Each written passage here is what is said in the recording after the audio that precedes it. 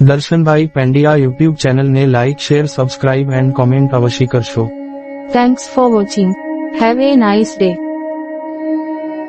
આજના દિવસે જેમનો પણ બર્થડે હોય તેમને દર્શનભાઈ પંડ્યા યુટ્યુબ ચેનલ તરફથી ખૂબ ખૂબ શુભકામનાઓ.